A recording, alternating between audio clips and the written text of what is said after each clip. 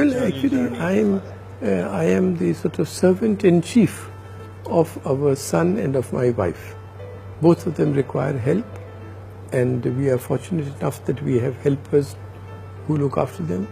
But they require help all the time, and I am the sort of the person available all the time, and certainly that has a great effect on one's life.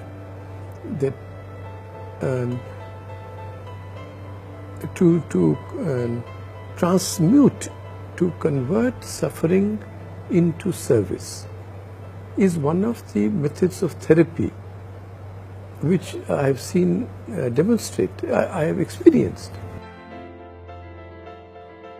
To such an extent, as Mother Teresa would say, love till it hurts. We did not know. And I've era also. So well, no, we were in Washington. We did not know what it meant, that he has a brain injury and what will be the consequence. And I remember a wonderful old man, Dr. Kennedy. He was the head of this neuroscience thing at the Georgetown University Hospital, where our son was born in Washington. And he's an elderly man. And when we were on the second or third day told by a Pakistani doctor that your son has had brain injury, but don't let anybody know that I told you, because I will be out of a job, and whatever had happened. So by that time I had resigned from the World Bank to come back to India, because there was the emergency. I very much wanted to be here for a long time, certainly at that time. So we had gone to Dr. Kennedy, and I asked him, sir, I have resigned my job, and but if you feel that for the sake of the child we should remain here, I will try and get a job back and continue here. And he gave us advice which was among the most precious pieces of advice I received in my life.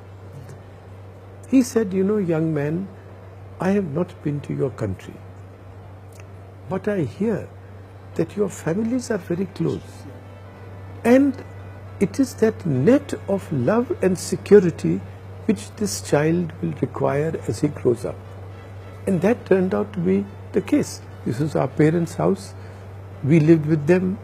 My mother-in-law gave up her own entire life and came and stayed with us for 25 years.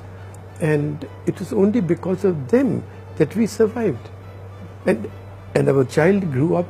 He's 42 now, and he has grown up in the fullest confidence that his word is the law. He is the king. And to such an extent that, as you saw in the book, I don't know if you were there in the book, so he blessed the Dalai Lama. Yeah.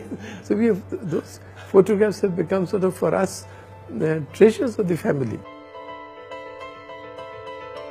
Difficulties increase, as our difficulties increase, it becomes very difficult now. Neither of us knows what will happen tomorrow, and who will look after our son. That's the worry of every person with a handicapped child. And I may die tomorrow, and then Anita will require 24 hours help to look after herself and our son. And today she cannot sign a check. So we've had to set up a trust so that her sisters and her brother and Mrs. Bimal Jalan, her closest friend, they can then operate all our savings on behalf of my wife and their child. So these special problems are arising now as we age. Life, his difficulties certainly endow one with a sense of proportion. Supposing somebody abuses me on this damn fool Twitter or social network, how does it matter? Supposing I'm dismissed from my job in the Indian Express and I feel that my tongue has been pulled away, but I see my son, he can't even speak. So I get a sense of proportion. I think one is to serve them unconditionally. Do not sit.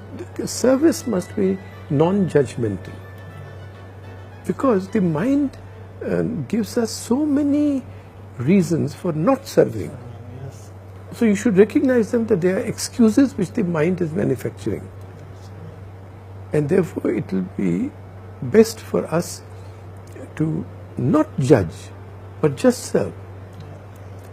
There is a very good sentence of the Dalai Lama. If you want to be truly selfish, help someone. Wow, what a line.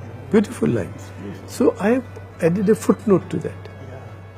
That is, if you want to be truly selfish, help someone who cannot do anything in return to you, for you. You see, if you help some big fellow, some businessman or prime minister or some fellow, but when you serve a child who cannot do anything for you, or when you give an anonymous donation, then there is no way when you can expect anything in return. Then service has truly a therapeutic effect.